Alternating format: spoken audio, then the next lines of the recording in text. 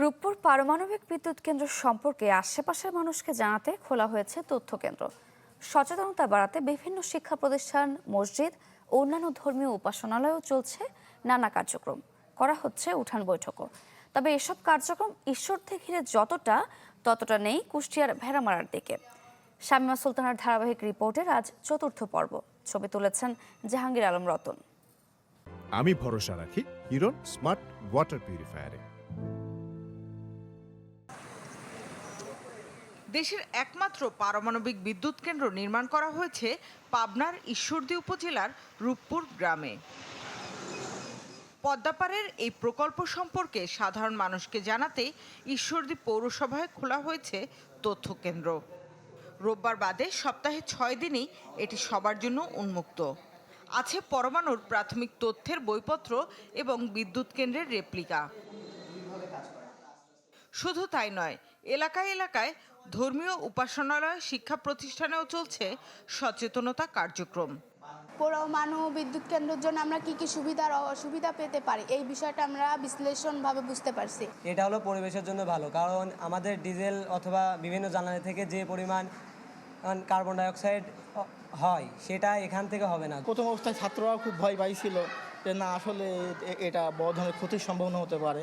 আস্তে আস্তে শিক্ষার্থীরাও মোটামুটি বুঝতে পারছে না এ ধরনের কোনো ক্ষতির সম্ভাবনা নাই।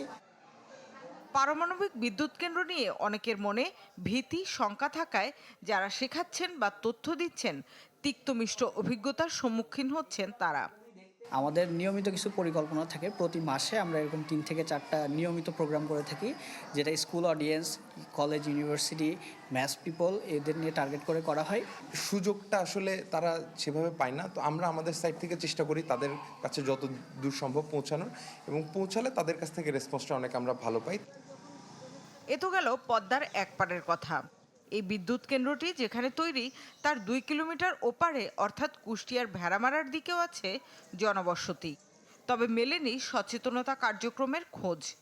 এখানকার মানুষ মুখিয়ে আছেন নানা প্রশ্নের উত্তর জানতে। আমাদের জানাই নাই যে এই টাওয়ারটা আমাদের কি করতে হবে না করতে, এটা কিছু জানায় না, কিন্তু এখন চালু হলে কি হবে আমরা বলতে পারবো না। টাওয়ারগুলাই কোন সাইলেন্ট আসলে পারে কি করতে হবে, আমাদের কি করতে হবে, এগুলা কিছু বলেনি এখন পর্যন্ত। দায় স্বীকার করে প্ল্যান্ট কর্তৃপক্ষ আশ্বস্ত করছে ধীরে ধীরে কেন্দ্রের চারদিকে মানুষের কাছে পৌঁছানোর কথা। আমরা তো তাদেরকে, যদি আপনি যেটা বললেন যে ওপারে মানুষ জানে না, তাহলে তো আমরা ইআরএমএস সিস্টেম ওপারে এস্টাবলিশ করতাম না, আমরা তো ওপারে করেছি। নদীর কারণে হয়তো মানুষের যাওয়াটা কম, সেটা বলতে পারেন, বাট আমরা কিন্তু রেডিয়াল ডিস্টেন্স কুষ্টিয়া পর্যন্ত কভার করেছি।